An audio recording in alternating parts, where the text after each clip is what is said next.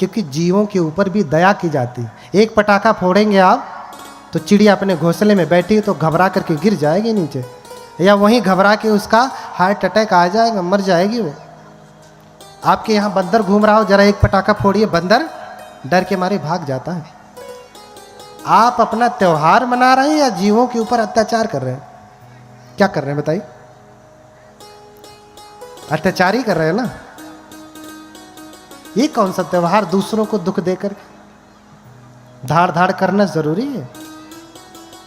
हाँ, सबसे बड़ा शत्रु हमारा शरीर है। अभी खूब मिठाई खाया होगा, खूब बढ़िया बढ़िया चीज खाई होगी, जन्म से लेके आज तक आपने अच्छा अच्छा खिलाया पिलाया इस शरीर को, बढ़िया कपड़े पहनाए, साफ पानी पिलाया, हाँ, बढ़िया भोजन कराए, चेहरे पे बढ़िया क्रीम लगाया, बालों में बढ़िया शैम्पू लगाया, कंघी किया, सजाया संवारा, लेकिन एक भी आपकी बात ये मानता है? जन्म से लेके आज तक इसके लिए इतना किया, किसके लिए? इसके लिए इतना किया, लेकिन ये आपके लिए कितना करता है? अब भाई जरा परीक्षण कर लीजिए, तर्क मत करिए, अभी परीक्षण कर लीजिए कि अच्छा अपने शरीर से कहिए, हे मेरे शरीर, मैं 20 साल का हो गया हूँ, हो गई हूँ, या 50 साल, जितने साल के आप हैं, आंखें बंद करिए और कहिए अपने शरीर से, हे मेरे शरीर, मैं 30 साल का हो गया हूँ, तुझे आज तक बड़ा बढ़िया बढ़िया खिलाया, कभी भूखा नहीं रखा, हाँ, आज मैं कथा सुन रहा हूँ, जरा 2-4 घंटे तक दर्द मत कर, कल कर लेना। कहिए, मान रहा है?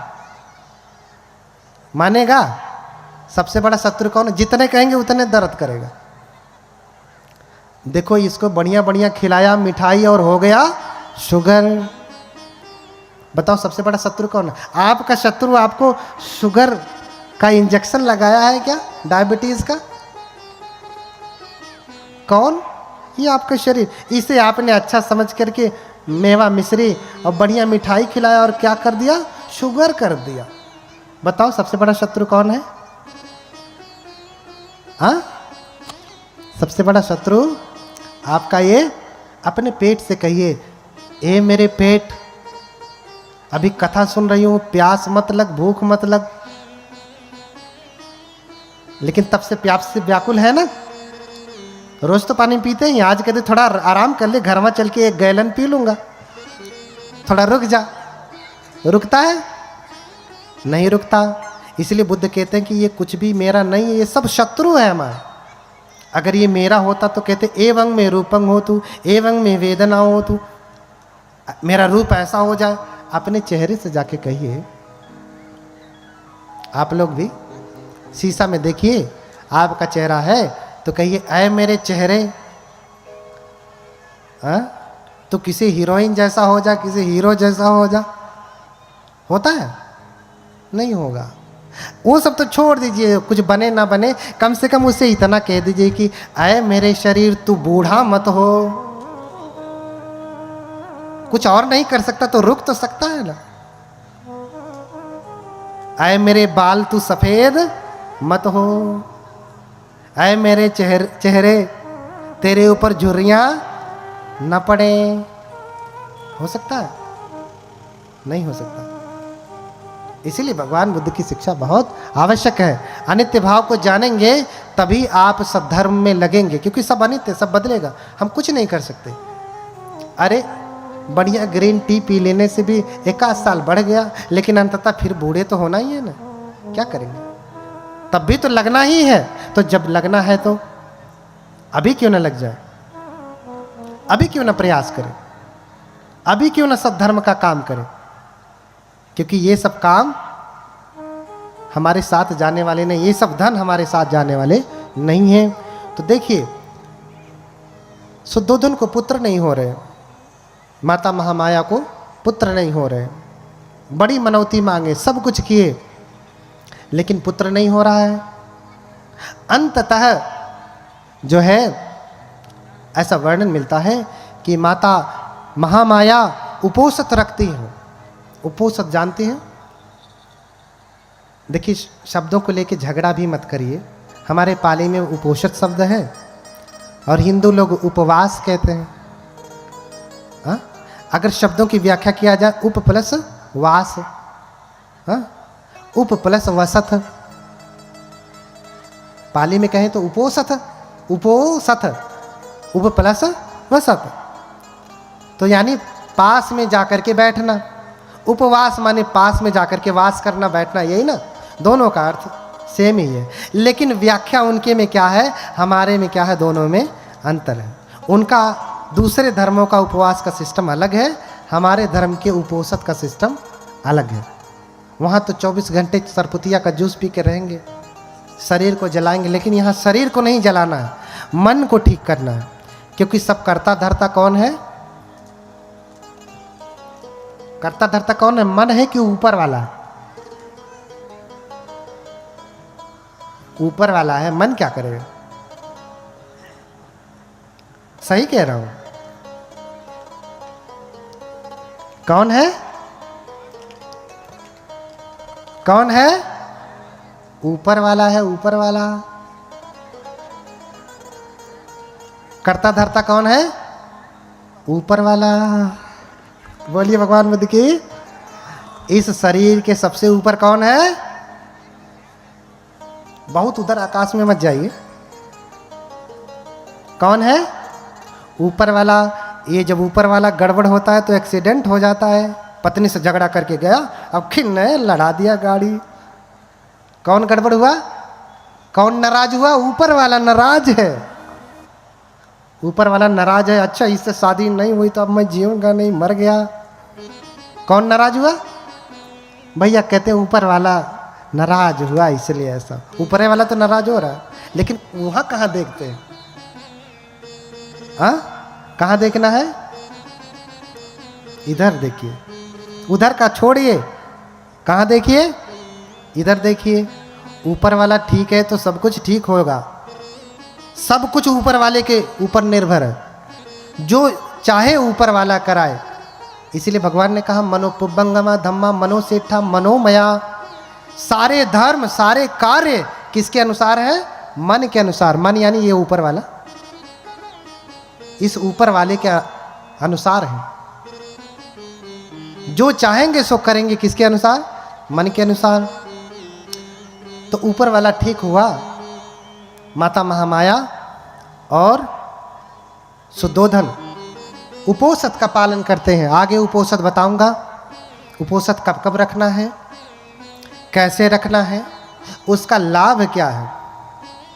और ये वैज्ञानिक आप मानते हैं तो ये भी आप मान के चलिए कि उसका लाभ भी आपको मिलेगा 100%, है ना। ये नहीं कि ठीक से किया कि नहीं किया, कैसे नहीं, आप करेंगे तो उसका लाभ मिलेगा ही। अगर आपने पढ़ाई किया है, परीक्षा दे रहे हैं तो रिजल्ट आना ही है, इसमें कुछ शंका की गुंजाइश नहीं। करेंगे तो होना ही है, फल मिलेगा। अब ये सुमेध बोधिसत्व अपने गर्भ का अवलोकन करते हैं कि किस गर्भ में जाऊं, कौन मेरी माता होगी। तो देखते हैं कि सुद्धोधन पिता होंगे और माता महामाया होंगी। इधर माता महामाया चूंकि उपोषित रखती थी तो इन्होंने उपोषित रखा। और कहते हैं कि पूर्णिमा के दिन में दान किया जाता है। माता महामाया उपोषित रखती हैं और मुक्त हस्त से दान करती हैं। क्या करती हैं? दान करती हैं। राज दरबार में बैठ करके जिसके पास भोजन नहीं था उसे भोजन दिया, जिसके पास वस्त्र नहीं थे उन्हें वस्त्र दिया, जिन्हें धन की आवश्यकता थी उन्हें धन दिया, जिन्हें आवास की आवश्यकता थी आवास बनवाने का आदेश दिया, आवास बना। जिन्हें जो जो चाहिए था उन्हें वो दिया। और जब धन दे रही हैं तो गिन नहीं रहे। हाँ, धन दे रही हैं तो गिनती नहीं है कि 10 रुपए दे रही हूं कि 20 रुपए कि 100 के 1000 के लाख ना। पात्र में है, हाथ लगाया, जितना आ गया दे दिया। आप दान करते हैं तो क्या करते हैं? पहले ही से फिक्स करके आएंगे, ऊपर वाले जेबा में रख के चल रहे हैं, इतना देंगे।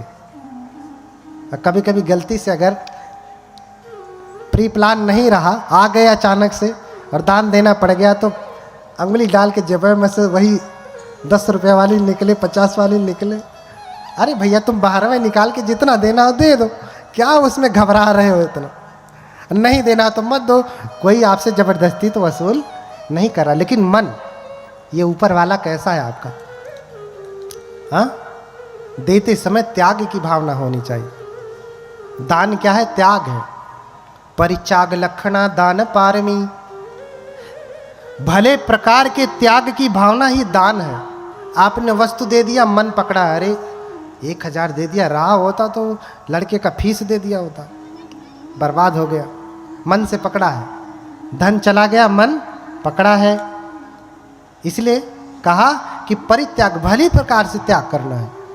हाथ से ही नहीं त्यागना है, मन से भी त्याग। जब दे दिया तो दे दिया, और नहीं देना चाह रहे तो भैया रखो, इतना घबराओ मत। जब मन बन जाए तब देना। हाँ, कभी कभी कुछ बनते लोग भी होते हैं, अरे भैया लाओ यहाँ करो वहाँ। कोई सर मुंडवाने से, वस्त्र पहनने से कोई श्रमण नहीं होता, कोई भिक्षु नहीं होता। न मुंडके न समणो अभ्यतो आलिकं भणं, इच्छा लोभ समापन्नो समणो किम भविष्यति। हाँ, सर मुंडवाने से कोई बनते नहीं होता, भिक्षु नहीं होता। जिसके भीतर इच्छा है, लोभ है, लालच है, क्या वो बनते होगा? ना। बनते कौन? संसारे भयं इच्छतीति बनते भिक्षु। जो संसार में भय देखता है, बार बार जन्म मरण के चक्र में भय देखता है, ये सांसारिक चीजों में भय देखता है। सांसारिक चीज क्या है? लालच, लोभ, संग्रह, इसमें भय देखता है, वो भिक्षु है, अन्यथा भिक्षु नहीं। सर मुंडवाने से कोई भिक्षु नहीं होगा, समझ रहे ना? इसलिए उसको कोई ज्ञान भी नहीं प्राप्त होने वाला। कबीरदास भी इसी बात को बार बार कहते हैं, मूड मुड़ाए हरि मिले तो सब कोई ले ही मुड़ाए। कपड़ा पहनने से, सर मुड़ाने से कोई भंते हो जाए और उसे बुद्धत्व प्राप्त हो जाए, निर्वाण हो जाए, तो हर कोई नहीं मुड़ा लेगा।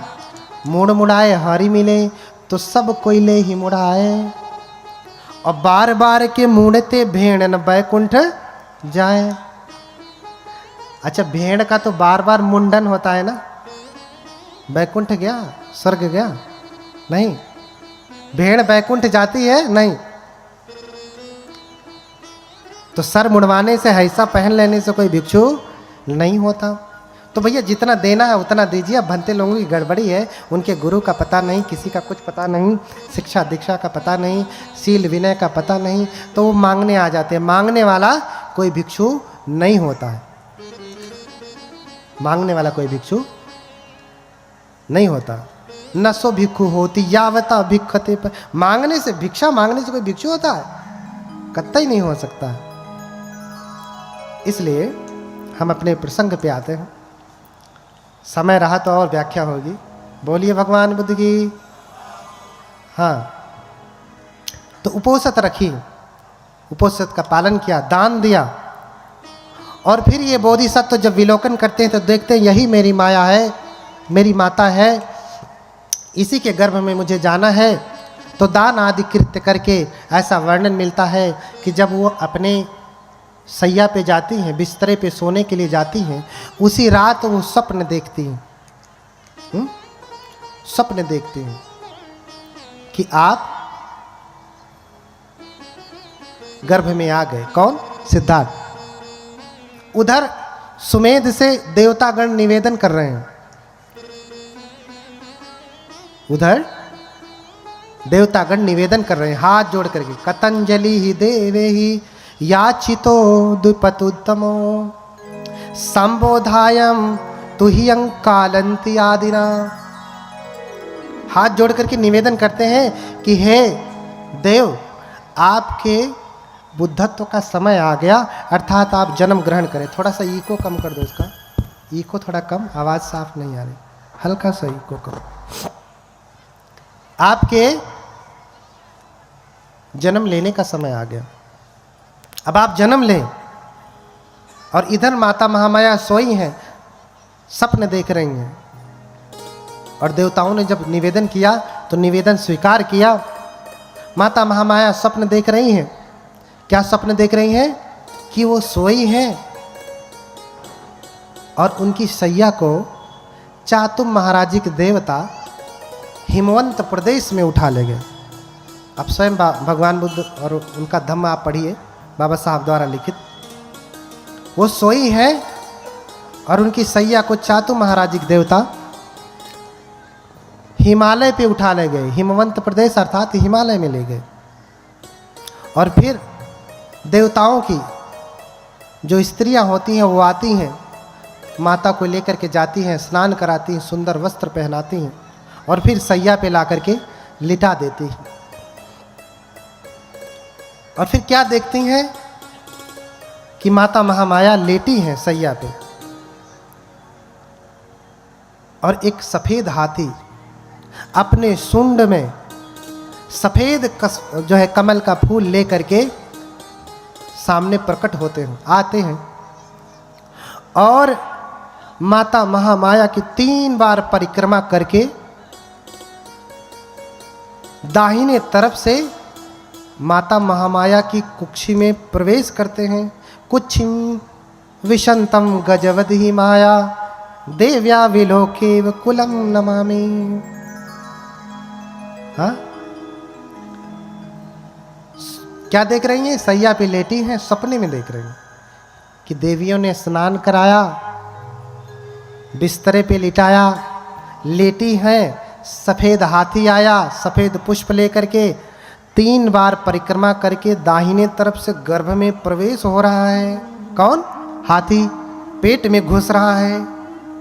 कहाँ आदमी कहाँ हाथी, 100 गुना बड़ा।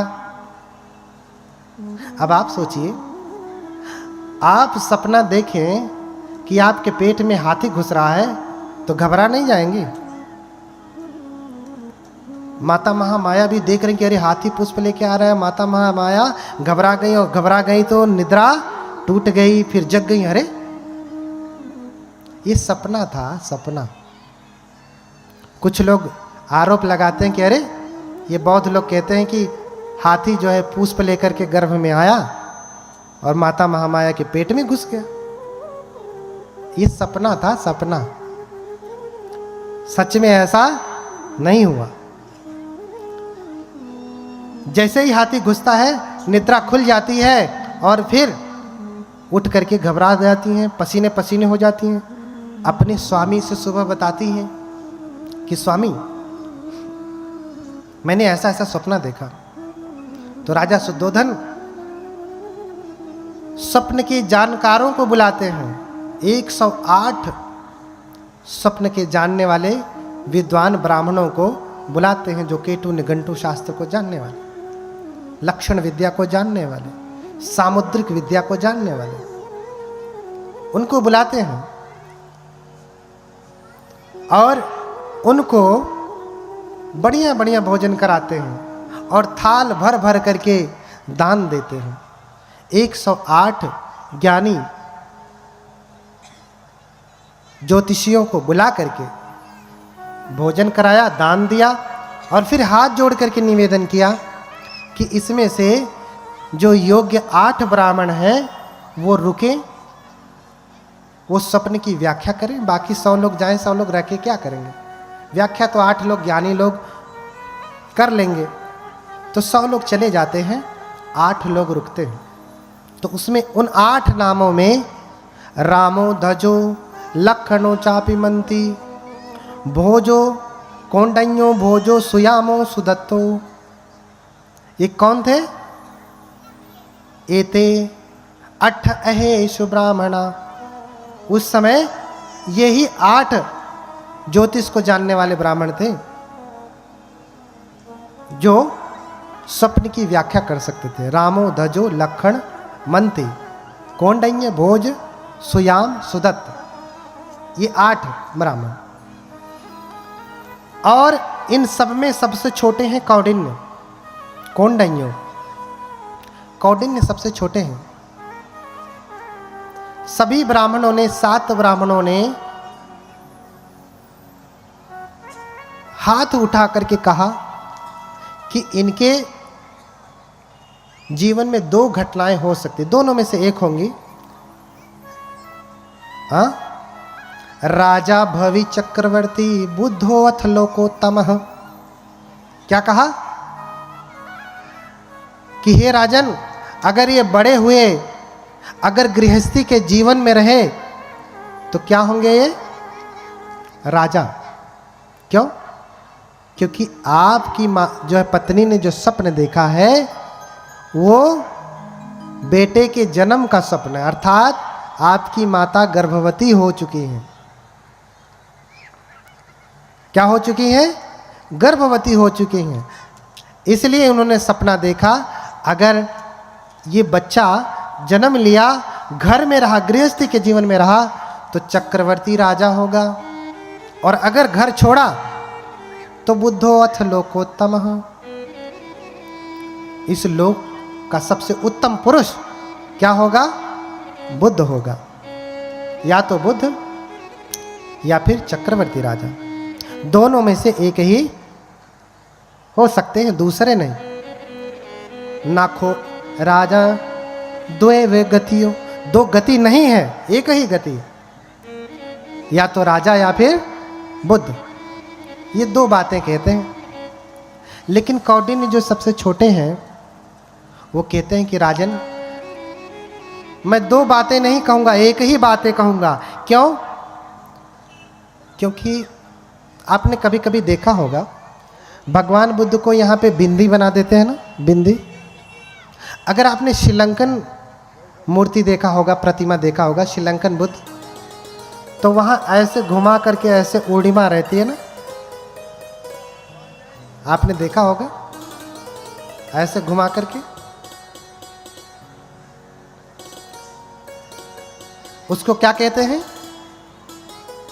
आपने देखा है, क्या कहते हैं उसको? किसी को पता है? नहीं, बस हम कहते हैं बिंदी लगी है, टीका लगा है। नहीं, हाँ कुछ लोग हैं ऐसे गोल सा बना देते हैं, ऐसा नहीं है। लेकिन श्रीलंकन में ऐसे घुमा करके ऊपर लौ निकली हुई अग्नि, जैसे अग्नि की शिखा होती है, जैसे दीपक की ज्वाला होती है, लेकिन ऐसे घूमी हुई ऊपर जलती हुई, उसे कहते हैं ऊर्णिमा। क्या कहते हैं? ऊर्णिमा। उस ऊर्णिमा के दाहिने होने से वो 2 प्रकार से होती है। अगर ये बाएं की तरफ होती तो ये चक्रवर्ती राजा होते, लेकिन ये दाहिने की तरफ है, इसलिए ये बुद्ध होंगे। और कौंडिन्य ने कैसे जाना? क्योंकि कौंडिन्य जो है मुख्य सामुद्रिक विद्या जानते थे। क्या जानते थे? मुख्य सामुद्रिक विद्या में पारंगत थे, अर्थात मुख के लक्षण को देख करके बता सकते हैं आपका भविष्य, आप क्या होंगे, कौन से स्वभाव के हैं, अच्छे हैं, बुरे हैं, गुस्सैल हैं, है ना, लालची हैं, दानी हैं, सब बता देंगे। उसे मुख्य सामुद्रिक विद्या कहते हैं। हाँ, आजकल तो बहुत सारी वैज्ञानिक किताबें मिलती हैं। लोग कहते हैं ऐसे किया तो उसका अर्थ दूसरा, वैसे किया तो उसका अर्थ दूसरा, मुंह टेढ़ा किया तो उसका अर्थ दूसरा। एक प्रकार से विद्या ही है।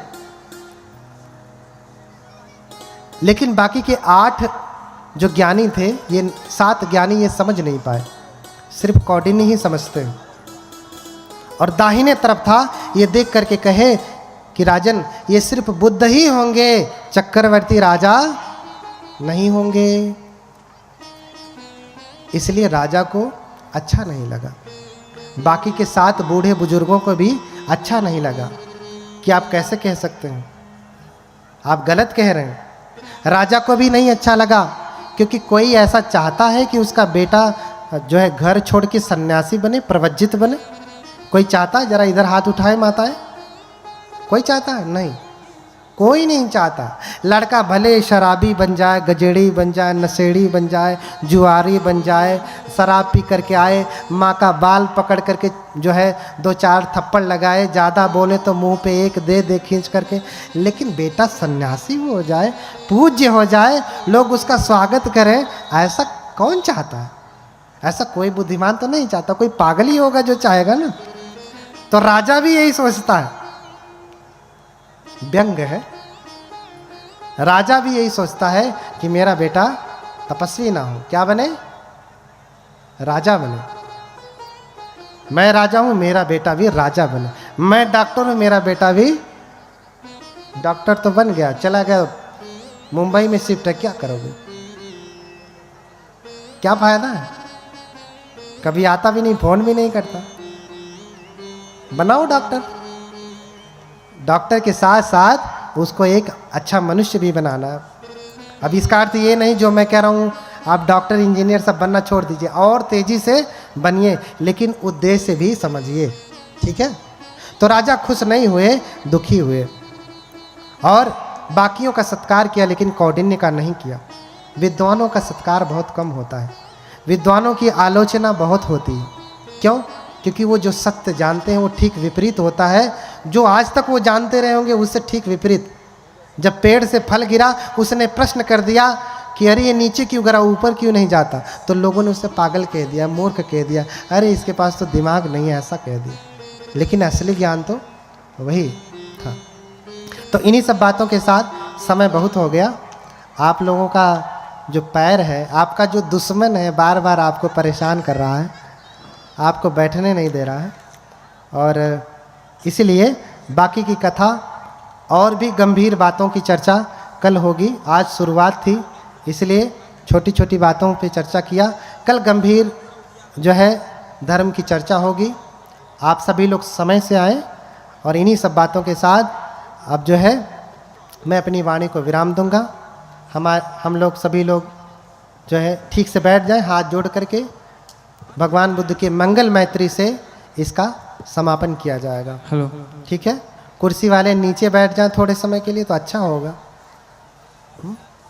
कभी से बैठे रहें, कुर्सी को भी थोड़ा आराम दे दें। बोलिए भगवान बुद्ध की, बोलिए भगवान बुद्ध की, भगवान बुद्ध की। तो सभी लोग हाथ जोड़ लें, भगवान की मंगल मैत्री करेंगे।